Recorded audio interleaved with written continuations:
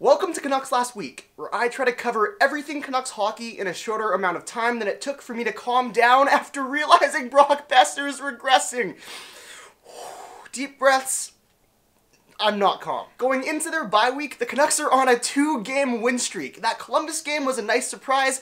Erik Gudbranson scored a goal, in case any playoff teams were wondering. Sven Baertschi got a goal. Welcome back, buddy. I missed you. And Sedins keep on chugging along. Henrik now has 15 points in his last 15 games, and even with the emergence of Boeser, don't be fooled, the Sedins are still a huge factor to any success that this Canucks team has. Because of this, we should be a little wary about how this rebuild is actually going. If you take away the Sedin twins from this year, we're looking at Arizona Coyotes bad. In the Minnesota game, Brandon Sutter scores the OT winner in his return because, of course, and I think now we have to talk about the state of the tank. The idea of tanking is a divisive one. Some are for it and some are against. Those for are playing the numbers, and those against have a let's see what happens kind of attitude. This then creates a debate about who the real fans are, those who are cheering for the team to lose and those that are cheering for the team to win no matter what. Now, I don't believe in actively cheering against a team. These players are still human and they take pride in playing well. However, I'm not opposed to hoping for certain trades to take place in order for the talent level of a team to be taken down a notch. I think in a perfect tanking world, you're cheering for your team to always give their full effort, but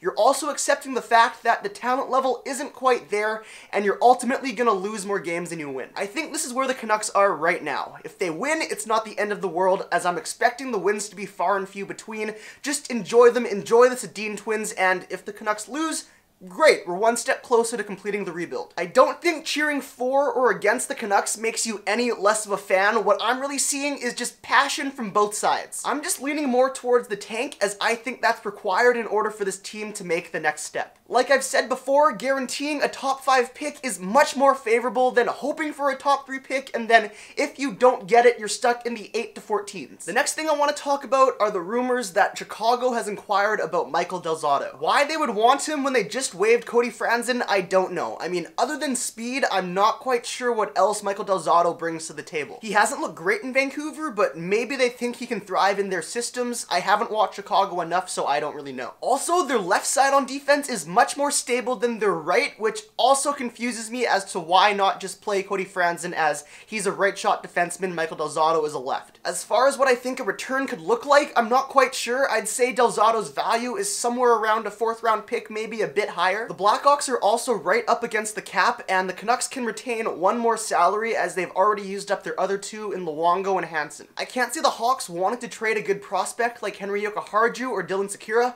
and I'm not saying Michael Del Zotto is worth one of those players. The Canucks may have to add in a bit more. So in that case, I'm more than happy just to take a pick. Also, if Del Zotto is traded, what happens to Erik Gudbranson? The Canucks would be back to 6 D-men, with Alex Biega being the 7th, and I'm still in the trade goodie camp. I'm just not sure if Benning would be willing to pull the trigger on both. I think it'd be wise to do both, but you never know with Jim Benning. In other news, Elias Pettersson, or Elias Pettersson, was not tapped on the shoulder for the Swedish Olympic team. It's not the end of the world. Let him win a scoring title in the SHL and be the Rookie of the Year, but it is a little weird as to why the player with the 6th most points and best points per game in Sweden's top league isn't on their Olympic team. It is disappointing, but now at least I won't be torn about who I'm cheering for.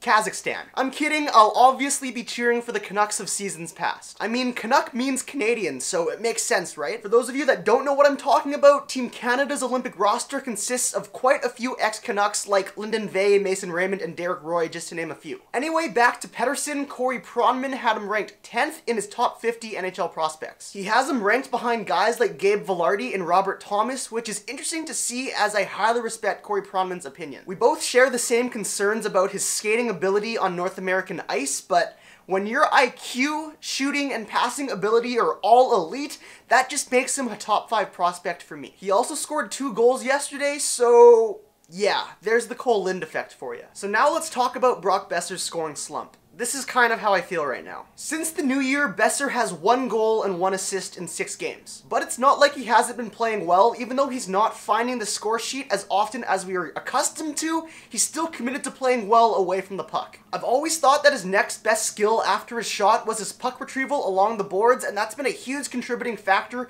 to his 5-on-5 Corsi the past 6 games, as it's at 54%. In all situations, it's at 60.4%. He has 21 shots during this time, which is 3.5 per game, which is above his season average of 2.8. Boeser is still playing well, we're just seeing some aggression, but I have full confidence that we will see him putting some pucks in the net real soon.